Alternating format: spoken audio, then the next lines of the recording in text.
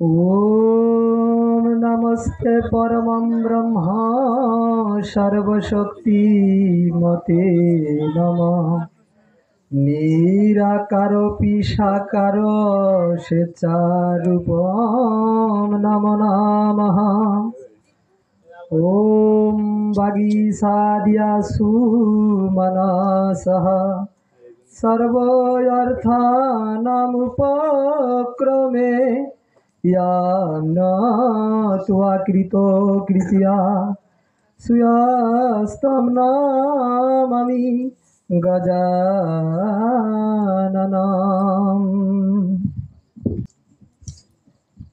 তো আসলে আপনারা ইতোপূর্বে অনেক বিদগ্ধ আলোচকদের মুখে ধর্মকথা শ্রবণ করেছেন।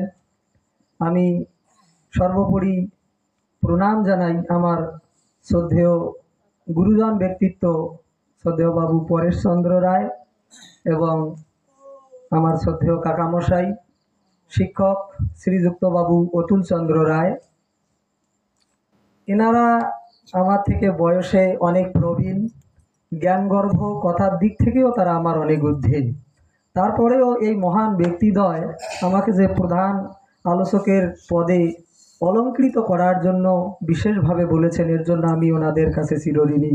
আমি ওনাদের চরণে শতকোটি প্রণাম জানাই। আমরা একটু সবাই ওনাদের নামে জয়ধ্বনি দেব। জয় জয় রাধা কৃষ্ণ প্রতি প্রেমানন্দে, হরি হরি বল। সেই সঙ্গে আমি শ্রদ্ধা করে স্মরণ করি আমাদের এই কচুয়া অঞ্চলের গৌরব, যার ধর্মের প্রতি অফুরন্ত শ্রদ্ধা, একনিষ্ঠ মনন এবং সনাতন ধর্মের প্রতি বিশ্বাস এবং সনাতন সমাজকে নিয়ে যিনি কুসংস্কার মুক্ত সমাজ গড়ার দৃঢ় প্রত্যয়ে অঙ্গীকারাবদ্ধ, সেই মহান দুই ব্যক্তিত্ব আমার শ্রদ্ধেয় জ্যেষ্ঠ ভ্রাতা শ্রীযুক্ত বাবু গোবিন্দচন্দ্র রায় ও দাদা সাগরচন্দ্র রায়। আমি ওনাদের কাছে চিরঋণী, যা আজকের মতো এই উত্থান একাদশীর দিনে তিনি আমাকে এই সাধুদের সঙ্গ পাওয়ার মতো একটি পজিশন করে দিয়েছেন। সেই সঙ্গে আমি আপনাদের চরণেও শতকোটি প্রণাম জানাই, যারা এই অধম আমার মতো একজন ছোট বালকের মুখে কথা শোনার জন্য এই কনকনে শীতে উপবাস ব্রত ধারণ করে আপনারা এই মঞ্চে উপবিষ্ট আছেন। তাই আমরা সকলের উদ্দেশ্যে একটু আবার পরম ব্রহ্মের জয় দিন। জয় জয় পরম আনন্দে, হরি হরি বল। তো যা হোক, আমাদের ধর্মর কথা বলতে গেলে অবশ্যই আমাদের সনাতন ধর্মের theology, mythology and all scripture সম্বন্ধে বিশেষ অভিজ্ঞ হতে হয়। স্পেশালিস্ট না হলে পর আমাদের সনাতন ধর্মের কোনো ব্যাখ্যা বিশ্লেষণ করাই সম্ভব হয় না বলে আমি মনে করি। আমাদের পূর্ববর্তী বক্তাগণ অনেকেই পণ্ডিতের নানাবিধ ব্যাখ্যা দিয়ে গিয়েছেন। আমি সেই দিকে না গিয়ে আপনাদের নিত্য পাঠ্য শ্রীমদ্ ভগবদ্গীতার পঞ্চম অধ্যায়ের ৮ নং শ্লোক থেকে আবৃত্তি করে একটি শাস্ত্রের অমৃতময় বাণী আপনাদেরকে শ্রবণ করাচ্ছি। এই পঞ্চম অধ্যায়ের ৮ নং শ্লোকে ভগবান শ্রীকৃষ্ণ বলেছেন যে বিদ্যা বিনয় সম্পূর্ণে ব্রাহ্মণে গবি হস্তিনী সুনিচয়ে বসপাকে চ পণ্ডিতা সমদর্শিনাহা। বলছে, হে অর্জুন, যিনি পণ্ডিত হবেন তিনি বিদ্যা বিনয় যুক্ত হবেন, তিনি ব্রাহ্মণ, শূকর, চণ্ডাল অর্থাৎ কোনো প্রাণীতে ভেদ দর্শন করবেন না, অর্থাৎ সকল প্রাণীর মধ্যে এক ঈশ্বর স্বরূপ আত্মস্বরূপ দর্শন করে সবাইকে তিনি সমদর্শন করবেন। তো এই সমদর্শনের জ্ঞান আমাদের প্রতিষ্ঠিত করা একান্ত জরুরি, যার কিঞ্চিত গুণ আমার মধ্যে ভগবান দিয়েছেন কিনা আমি সন্দিহান। তো যা হোক, এই আলোচনা করার জন্য আমি যে দাঁড়িয়েছি সেটা গোবিন্দর কৃপা ভিন্ন কখনো সম্ভব নয়, শুধুমাত্র ঈশ্বর কৃপাহি কেবলম। আমাদের শ্রীমদ্ ভগবদ্গীতার অতধানমের ৮ম শ্লোকে শ্রীমৎ শঙ্করাচার্য লিখেছেন যে মুকম করতি বাচলং পঙ্গুলঙ্গায়িতে গিরিম ইয়াৎ কৃপা তমহং বন্দে পরমানন্দ মাধবম। তিনি বলেছেন যে ভগবান পরমানন্দ মাধব যদি কৃপা করে তাহলে তিনি আমাদের সমাজে যে অনেক বোবা ব্যক্তি রয়েছে যারা কথা বলতে পারে না, তিনি তাদেরকেও বাচালে পরিণত করতে পারেন, অর্থাৎ তাদের মুখ দিয়ে বহু কথা বলাতে সক্ষম হতে পারেন। এবং আমাদের সমাজে অনেক পঙ্গু ব্যক্তি রয়েছে যারা হাঁটতে চলতে পারে না, তাদের প্রতি যদি গোবিন্দ যৎ কৃপা সামান্যতম কৃপা করেন তাহলে তিনি হিমালয়ের মতো উচ্চ পর্বত উত্তরণ করতে পারবেন।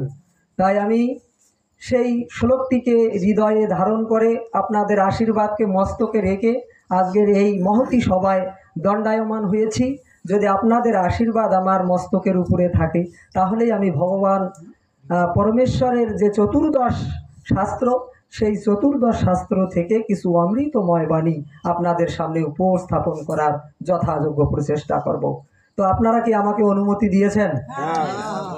তো আপনাদের অনুমতি দেওয়ার জন্য আমি চিরকৃতজ্ঞ। তাই আমি আবারও আপনাদের উদ্দেশ্যে একটু পরমেশ্বর সকাশে জয়ধ্বনি জানাতে চাই। জয় জয় পরম ব্রহ্মপুতি প্রেমানন্দ হরি হরি বল। তো যাই হোক, তো আজকে আমাদের যে পূর্ববর্তী আলোচকগণ সবাই একটি বিষয় নিয়ে আলোচনা করেছেন, সেটি হচ্ছে ধর্ম। আপনারা সকলে অবগত হয়েছেন যে আমাদের ধর্ম কি, হোয়াট ইজ আওয়ার রিলিজিয়ন, আমাদের ধর্ম কি, আমরা ধর্ম কাকে বলবো, ধর্ম কত প্রকার, আমি কেন ধর্ম করব এবং ধর্ম করার আমার প্রয়োজনীয়তা কি। এবং দ্বিতীয় প্রশ্ন হবে হু অ্যাম আই, আমি কে, কোথা থেকে এসেছি, হু ইজ ক্রিয়েট মি, কে আমাকে সৃষ্টি করেছে, এবং why he is create me, তিনি কেন আমাকে সৃষ্টি করেছেন। এই প্রশ্নগুলোর উত্তর আমি মনে করি আমাদের জানা একান্ত প্রয়োজন। আমরা যদি এই প্রশ্নগুলোর অনুসন্ধান না করি তাহলে আমি মনে করব যে আমাদের মানব জন্মটাই বৃথা। এ ব্যাপারে আমরা যদি প্রথম আলোকপাত করতে যাই তো আমাদের বেদের যে উপনিষদ অংশ, সেই ঋগ্বেদের কঠোর উপনিষদের প্রথম অধ্যায়ের তৃতীয় বল্লীর 14 নম্বর মন্ত্রটি সর্বপ্রথম আবৃত্তি করতে হয়। সেখানে যমরাজ নচিকেতাকে বলেছিলেন যে উত্তিষ্ঠিত জাগ্রত প্রাপ্য বরান নিবোধিত ক্ষুরস্য ধারা নিশিতা দুরাত্ময়া দুর্গম পদস্তৎ কবায় বদন্তি। বলছে, হে মনুষ্যগণ, তোমরা ওঠো, তোমরা জাগো। তো আমাদের স্বভাবতই প্রশ্ন আছে, আজকে তো আপনারা সবাই জেগে আছেন, আমরাও জেগে আছি। সে সময় যেহেতু যমরাজ নচিকেতাকে বলতেছে, তো নচিকেতাও তো তার কথা যখন শুনতেছে তার মানে তিনিও জেগে আছেন। তারপরেও তিনি কেন জিজ্ঞাসা করলেন বা কেন তিনি বললেন হে নচিকেতা তোমরা ওঠো, তোমরা জাগো? কেন, নচিকেতা কি ঘুমিয়েছিলেন? না। এর প্রশ্নের উত্তরে বলেছেন যে কোথা থেকে জাগবো, বলছে তোমরা আলস্য এবং মোহের অন্ধকারের নিদ্রা থেকে জেগে তোমরা পরমেশ্বরের অনুসন্ধান করো, নিজের মুক্তির প্রচেষ্টা করো। তো তিনি বলেছেন যে এই মুক্তির পথ হচ্ছে ক্ষুরের তীক্ষ্ণ ধারের মতোই কঠিন। অর্থাৎ আমরা সকলেই কিন্তু মুক্তি পেতে চাই, মোক্ষ পেতে চাই, কিন্তু মোক্ষের পথ যে কত কঠিন এটা কিন্তু আমরা কেউ স্টাডি করে দেখিনি। আমরা মনে করি দুবার হরিনাম করলাম, সকাল সন্ধ্যা বাতি দিলাম, আমার মোক্ষ মনে হয় হাতের কাছে। এটা কখনো হতে পারে না। মোক্ষ এত সোজা নয়। মোক্ষের জন্য আমাদের কঠোর সাধন করতে হবে, ঈশ্বর চিন্তন করতে হবে। তো সর্বপ্রথম আমাদের এই চিন্তন করার আগে যদি আমি আমার পরিস্থিতিটাকেই না জানি যে হু অ্যাম আই, আমি কে, এই প্রশ্নটার উত্তর যদি আমরা অনুসন্ধান করতে না পারি তাহলে বাদ বাকি জিনিসকে আমি জানবো কি করে। অন্যকে জানতে হলে, অন্যকে বুঝতে হলে সর্বপ্রথম জানতে হবে নিজেকে, তাই কি না? তো আমরা যখন আমাদের পরিচয় দিতে যাই আমরা কিন্তু আমাদের পরিচয় দিতে ব্যর্থ। কারণ কি, একজন মানুষকে যদি আমরা সর্বপ্রথম জিজ্ঞাসা করি আপনি প্রাণী জগতের মধ্যে কে, সে বলছে আমি মানুষ। দ্বিতীয়বার যদি জিজ্ঞাসা করি আপনার নাম কি, সে বলছে, ধরেন আমি এখানে কথা বলছি, আমি শঙ্কর রায়। আমি যখন কলেজে স্টাডি করি তখন কি বলি, আই এম আ স্টুডেন্ট, আমি একজন ছাত্র শিক্ষার্থী। যখন আমরা কোচিং সেন্টার বা এক্সট্রা ক্লাসে যখন সময় দেই তখন কি আই এম আ টিচার, আমি একজন শিক্ষক। তারপরে কি আমাকে যখন জিজ্ঞাসা করা হয় যে আপনার ধর্মগত পরিচয় কি, আমি একজন সনাতনী।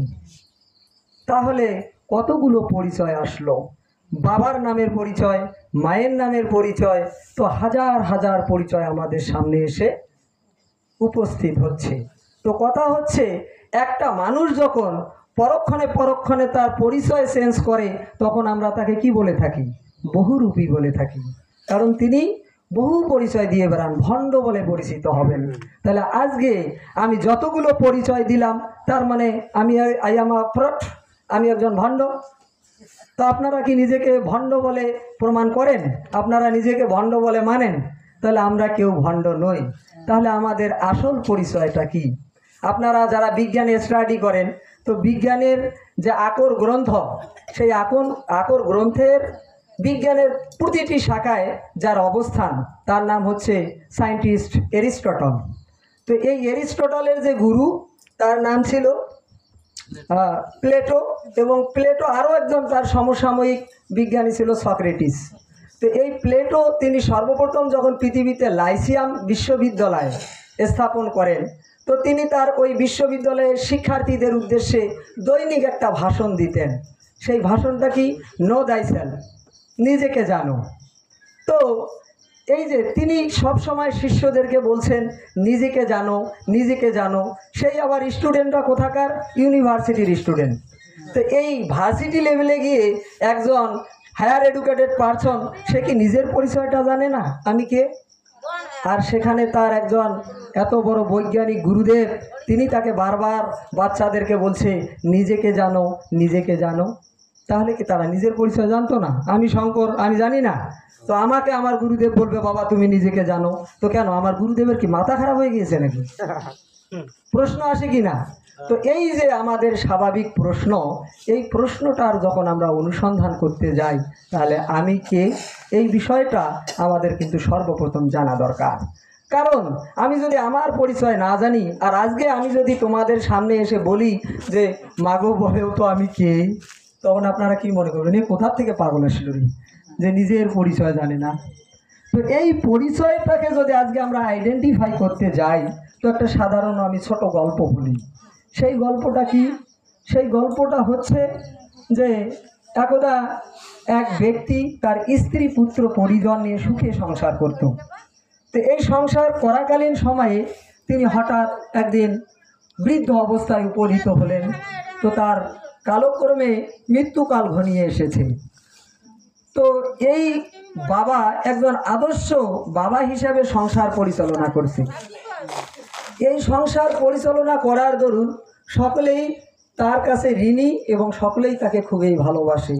আর বিশেষ করে আমাদের এই বাঙালি সোসাইটিতে স্বামী মাত্রই স্ত্রীর কাছে পূজনীয় এবং পরম আদরের তথা ভালোবাসার পাত্র। তো দৈবক্রমে আজকে ইতপূর্বে আমাদের পূর্ববর্তী আলোচক মহোদয়গণ, আমার শ্রদ্ধেয় কাকামশাই ও শ্রদ্ধেয় স্যার বাবু অতুল চন্দ্র রায় বলেছিলেন, গীতার ২য় অধ্যায়ের ২৭তম শ্লোক থেকে আপনাদেরকে আবৃত্তি করে শুনিয়েছিলেন যে জাতাস্যাহি মৃত্যুর ধ্রুবা, অর্থাৎ আমাদের যাদের জন্ম হয়েছে তাদের মৃত্যু অনিবার্য। আমরা পৃথিবীতে কোনো সত্যকে যদি আমরা না জানি তো চরম সত্য এটাই, একদিন আমাদেরকে মরতে হবে। তো এই কালের অধীনে এই গৃহকর্তা একদিন মৃত্যুবরণ করলেন। তো যখন তিনি মৃত্যুবরণ করলেন, আমাদের সনাতন ধর্মের বিধি অনুসারে তাকে তুলসীর সামনে শয়ান দেওয়া হলো। যখন শয়ান দেওয়া হচ্ছে, আত্মীয় স্বজন বন্ধু বান্ধব সকলেই এসে এখানে ভিড় জমাচ্ছেন। ভিড় জমানোর পরে যখন কান্নাকাটি করছে, মানে একজন আত্মীয় হারানোর বেদনা, যে হারিয়েছে সে ভিন্ন তো আর কেউ বুঝে না। তো দেখা গেছে মা যখন তার স্বামীকে হারিয়েছেন তখন তিনি কান্না করতেছেন যে হে প্রভু, তুমি আজকে আমাকে ছেড়ে কোথায় গেলে? কেন? তার প্রভু তো তুলসীর তলায় শায়িত অবস্থায় রয়েছে, তিনি কেন তার প্রভুকে খুঁজছেন? তার প্রভু কোথায় চলে গেল? এই প্রশ্নটাকে যখন আমরা দেখতেছি তার মানে এখান থেকে প্রমাণিত হচ্ছে আমরা যে দেহটাকে আমি বলে জানছি সেই দেহ আমি নই। তাহলে এই আমিটাকে, এই যে আমাদের নিষ্প্রাণ দেহের মধ্যে যে চেতন শক্তি, এই চেতন শক্তিটাই হচ্ছে আমি, তাই কি না? কারণ দেহটা তো পড়ে আছে, সেই দেহটাকে সে স্বামী জ্ঞান করছে না, অর্থাৎ যাকে সে কোনো দিন দেখে নাই, অদেখাকেই সে কি বলছে, স্বামী বলে সম্বোধন করছে, প্রভু তুমি কোথায় গেলে।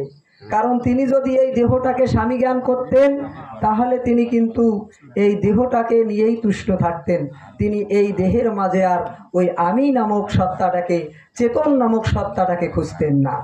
তাহলে আমরা আজকে আপাতত এতটুকু জানতে সক্ষম হলাম যে আমরা দেহটাকে যে আমি বলে জানি, আমার নামটাকে যে আমি বলে জানি, এগুলো আমার আসল পরিচয় নয়।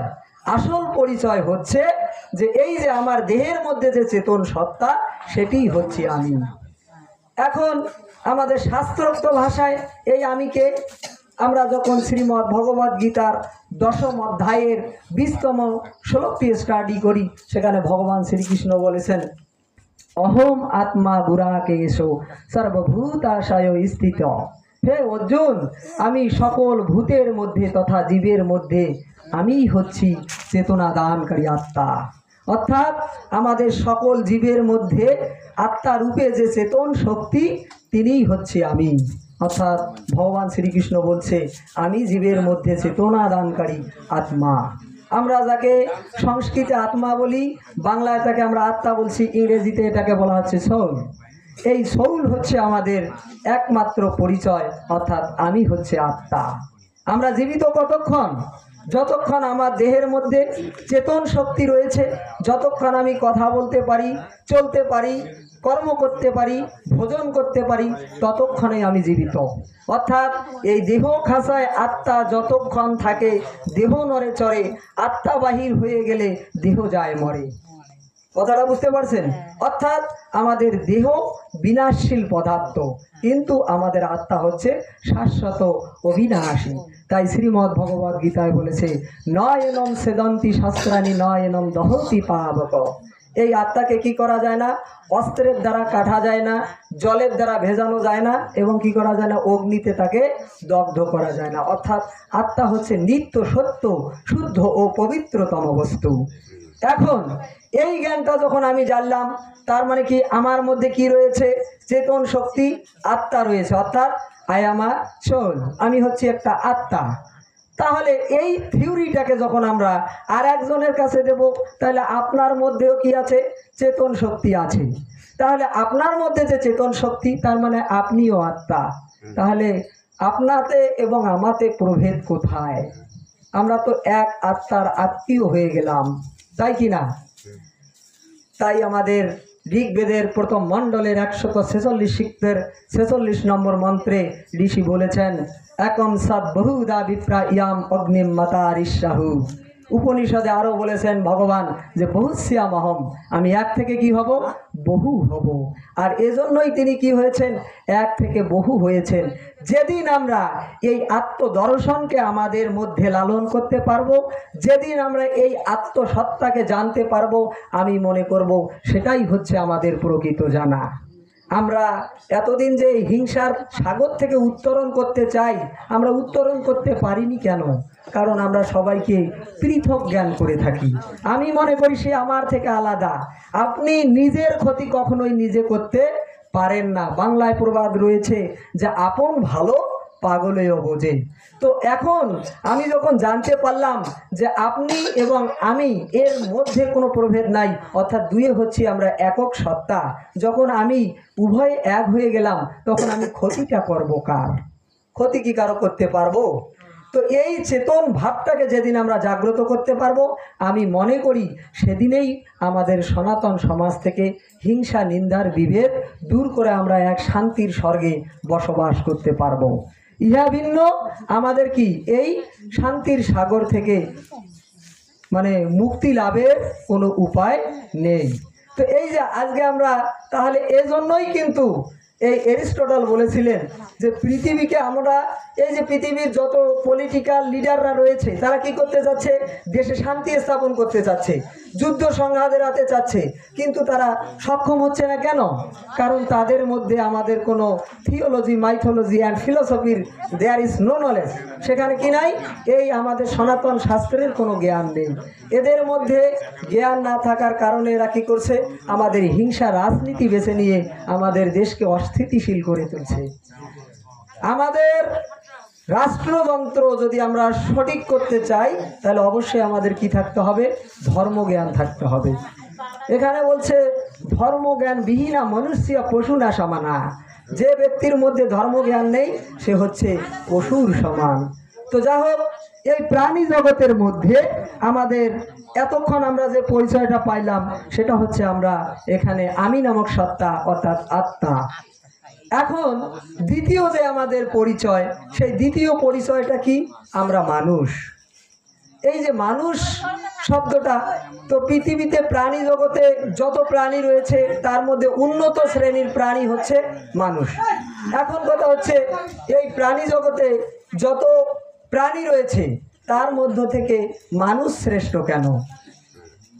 আপনারা কি কোনোদিন ভেবে দেখেছেন যে প্রাণী জগতের মধ্যে ঈশ্বর আমাদেরকে মনুষ্য শরীর প্রদান করেছে এবং আমাদেরকে শ্রেষ্ঠ আখ্যা দিয়েছে? আমরা বলতেছি মানুষ হচ্ছে শ্রেষ্ঠ। আমাদের শাস্ত্র বলছে দুর্লভম মানুষম জন্ম, জন্মের মধ্যে মানুষ জন্ম দুর্লভ, শ্রেষ্ঠ। ঠিক আছে, এভাবে কোরআনে বলছে আশরাফুল মাকলুকাত, অর্থাৎ মানুষ হচ্ছে সৃষ্টির সেরা জীব। তো এই যে আপনি যে সৃষ্টির সেরা জীব, তো এটা তো মুখে বললে হবে না, আপনাকে তো প্রমাণ করে দেখাতে হবে যে আমি শ্রেষ্ঠ, তাই না? আই এম গ্রেট, আমি একজন শ্রেষ্ঠ। কেন শ্রেষ্ঠ? আপনি কিভাবে শ্রেষ্ঠ আপনি প্রমাণ করুন, তারপর আমি কিন্তু আপনাকে শ্রেষ্ঠ মানব। তো আপনারা এই যে পূর্ববর্তী আলোচকরা আমাদের এখানে আলোচনা রেখে গিয়েছিলেন যে আমাদের শ্রেষ্ঠত্ব কোথায়, আমাদের ম্যাচিংটা কোথায়। তো এ ব্যাপারে যখন আমরা মহাভারত স্টাডি করি, সেই মহাভারতে বলা হয়েছে যে আহার নিদ্রা ভয় মৈথুনাঞ্চ সামান্য মেত পশুরভি নিরিনাম ধর্মহি তেষাম অধিক বিশেষ ধর্মহীনা পশুভি সমানাহা। এই মহাভারতের এই শ্লোকে বলা হলো যে মানুষে এবং পশুতে মিল হচ্ছে চারটি জায়গায়। সেই চারটি জায়গা কি? সেটা হচ্ছে সর্বপ্রথম যে মিলটা সেটা হচ্ছে আহারে। তারাও প্রাণ পোষণের নিমিত্তে, জীবন ধারণের নিমিত্তে কি করে? আহার গ্রহণ করে। আমরাও বেঁচে থাকার জন্য আহার গ্রহণ করি। তারাও শারীরিক বিশ্রাম, শারীরিক ক্লান্তি দূর করার জন্য রাত্রিতে বিশ্রাম গ্রহণ করে। আমরাও কিন্তু বিশ্রাম গ্রহণ করি। তাদের কি আছে? নিজ প্রাণী থেকে আরও হিংস্র প্রাণীর থেকে ভয় রয়েছে। আমাদেরও এরকম কি আছে? আমাদের থেকে যারা উচ্চ ক্ষমতা সম্পন্ন, বিত্তশালী কিংবা ডাকাত দস্যু, এরকম ব্যক্তিদের কাছ থেকে আমাদেরও কিন্তু ভয় রয়েছে। আর একটা অতি উত্তম মিল কোথায়? আপনারা সকলে কি করেন? বংশ বিস্তার করেন। আমাদের সকলের স্বপ্ন থাকে আমার বংশে যেন একটা বংশপ্রদীপ, ছেলে সন্তানের জন্ম হয়, আমার জন্য একটা মেয়ে হয়। আমরা সবাই কি করতে চাই? আমাদের বংশ বিস্তার করতে চাই। পশুও কিন্তু বংশ বিস্তার করে। এই যে তাহলে তাদের আহার বিহার ঘুম নিদ্রা চার জায়গায় যখন ওদের সঙ্গে আমাদের যে আমরা কর্মগুলো করতেছি সবগুলোই কিন্তু সিমিলার, এখানে কিন্তু কি কোনো পার্থক্য নেই। তাহলে এই যে চার জায়গা, তাহলে আমরা যে নিজেকে শ্রেষ্ঠ দাবি করতেছি, তাহলে আমাদের শ্রেষ্ঠত্বটা কোথায়? মহাভারত অনুসারে তো আমরা এখানে বলছো যে পশুভি সমানা, আমরা পশুর সমান। তাহলে আমাদের শ্রেষ্ঠত্ব কোথায়? এই বিষয়টা যখন আমরা শাস্ত্রে স্টাডি করে দেখলাম, সেখানে বলছে যে পৃথিবীতে 84 লক্ষ যোনি প্রাণী রয়েছে। এই 84 লক্ষ যোনির মধ্যে যত প্রাণী রয়েছে, এই প্রাণীদের মধ্যে কেউ কিন্তু ঈশ্বর চিন্তন করতে সক্ষম নয়। একমাত্র ঈশ্বর চিন্তন তথা মেডিটেশন একমাত্র কি মানব যোনির মাধ্যমেই সম্ভব। আমরা এই মনুষ্য দেহকে অবলম্বন করে কি করতে পারি? এই সংসার রূপ সাগর থেকে উত্তরণ করতে পারি। আমরা এজন্যই শ্রেষ্ঠ যে আমরা কি করতে পারি? যিনি আমাদের স্রষ্টা তার প্রতি আমরা কৃতজ্ঞতা জ্ঞাপন করতে পারি, তার নামের গুণকীর্তন করতে পারি। এইখানে আমরা শ্রেষ্ঠ। দ্বিতীয় শ্রেষ্ঠ কোথায়?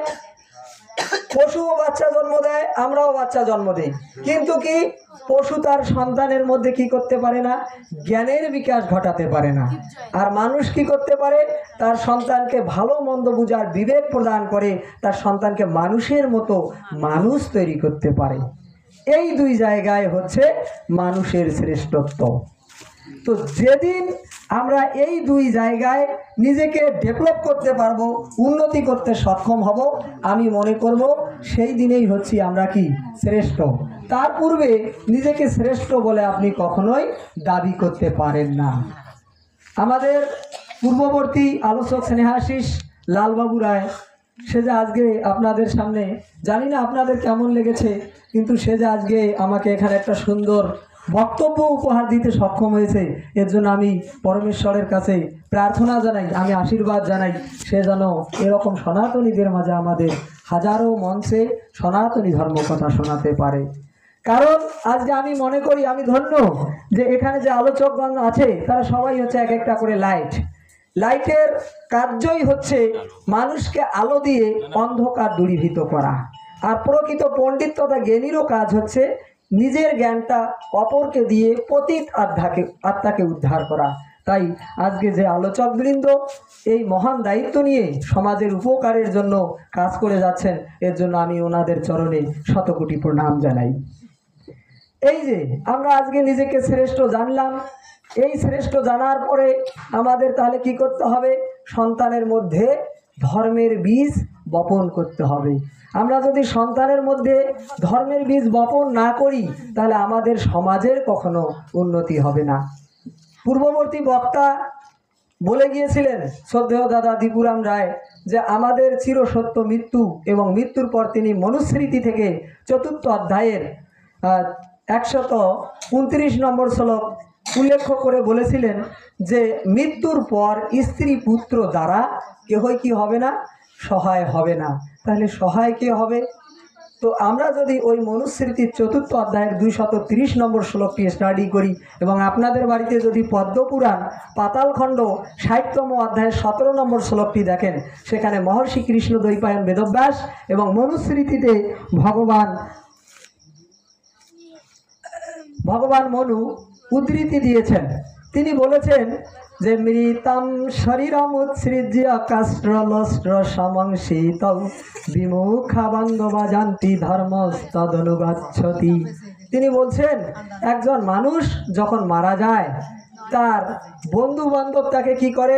শ্মশানে নিয়ে গিয়ে তাকে মাটির ঢেলাবত কিংবা কাষ্ঠখণ্ডের ন্যায়, মূল্যহীনের ন্যায় তাকে শ্মশান ভূমিতে দাহাদি ক্রিয়া সম্পূর্ণ করে বিমুখ হয়ে গৃহে ফিরে আসে। বিমুখা বান্ধবা জানতি, তারা কি করে? পিছনও ফিরে তাকায় না। আসার সময় আমাদের প্রবীণ মহোদয়গণ বলে, এই এখন দাহক্রিয়া শেষ, বাচ্চারা সবাই আগে যাও, আমরা পিছন পিছন আছি।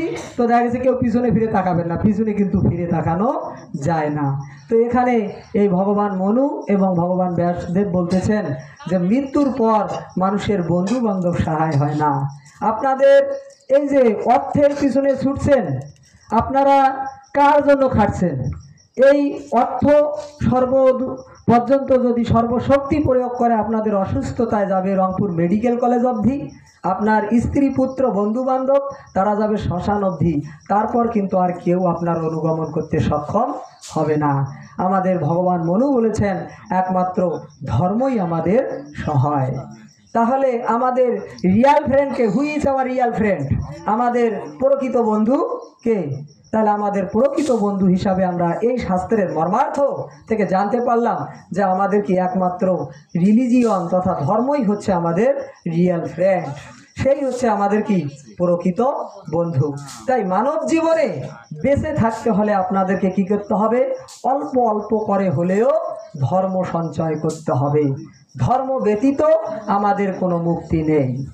এখন কথা হচ্ছে আমি জানলাম আমি শ্রেষ্ঠ মানুষ, যেহেতু আমি শ্রেষ্ঠ, এজন্য আমি শ্রেষ্ঠত্ব কোথায়? আমি ধর্ম পালন করতে পারি, ঈশ্বরের গুণকীর্তন করতে পারি, সন্তানের মধ্যে আমি জ্ঞানের বীজ প্রতিষ্ঠিত করতে পারি, এজন্যই আমি শ্রেষ্ঠ।